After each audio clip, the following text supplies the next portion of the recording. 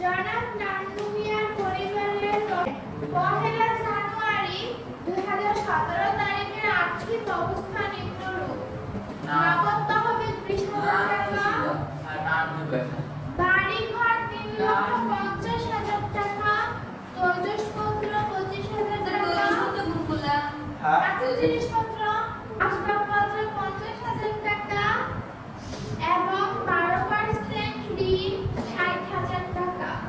এর শেষে তার পরিবারের প্রাপ্তি প্রদান হিসাবে নিম্নরূপ। প্রাপ্তি সমূহ ব্যালেন্স বিলি 20,000 টাকা, বেতন 180,000 টাকা, পুরাতন টেবিল বিক্রয় 5,000, কৃষি ফসল বিক্রয় 30,000, ফার্নিচার প্রদান সমূহ খাদ্য সামগ্রী ক্রয় 77,500 টাকা, গাড়ি মেরামত 8,000 টাকা, ফ্রিজ ক্রয় 28,000 টাকা, বিদ্যুৎ বিল 6,000 টাকা, চিকিৎসা খরচ 3,500 টাকা, ডিপিএস জমা 48,000 টাকা, সাইকেল ক্রয় 12,000 টাকা, লেখাপড়ার খরচ 14,500 টাকা।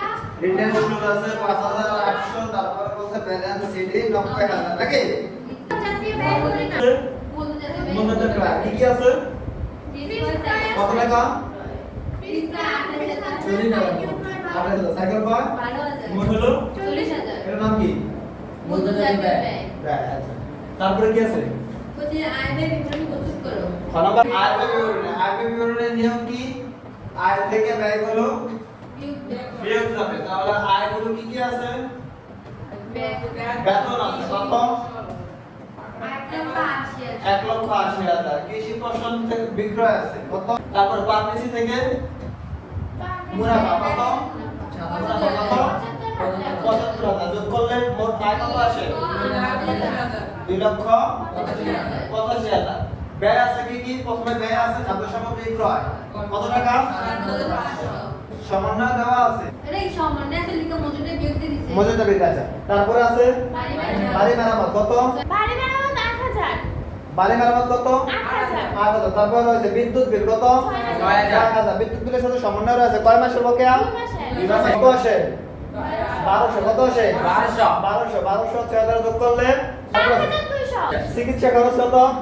3,500। 3,500। লেখাপড়া 14,500। কাপড় খরচ 16,700।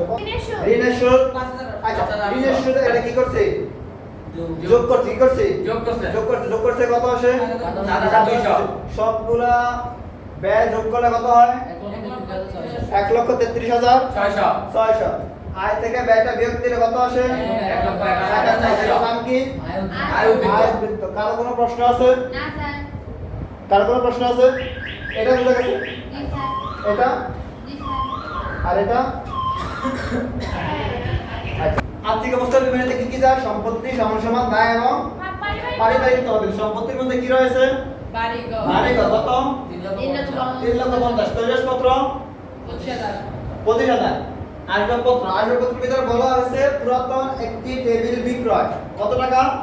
5,000 টাকা। তাই আসবাবপত্র থেকে বিয়োগ দিলাম 5,000। কত থাকে? 45,000। তারপরে ফ্রিজ ক্রয় কত টাকা? 28,000। তারপরে ডিপিএস এর জমা কত টাকা? 48,000। সাইকেল ক্রয় কত? হ্যাঁ 12,000। তারপরে খাদ্য সামগ্রী মজুদ সমন্বয়ের ভিতরে দেওয়া আছে খাদ্য সামগ্রী মজুদ।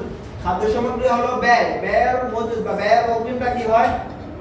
ব্যয়ের অগ্রিম সম্পদ। সম্পদ। তাই খাদ্য সামগ্রী মজুদটা কি? সম্পদ। এই যে 1,000। তারপর নগদ তহবিল দুইটা আছে, একটা হলো প্রারম্ভিক নগদ তহবিল, একটা হলো সমাপনী নগদ তহবিল। প্রাপ্তি প্রদান ঘরের ভিতরে ব্যালেন্স সিডি দিয়া যেটা দেওয়া ছিল নাম কি? সমাপনী নগদ তহবিল। এখানে সমাপনী নগদ তহবিল আসবে কত হাজার? কত হাজার?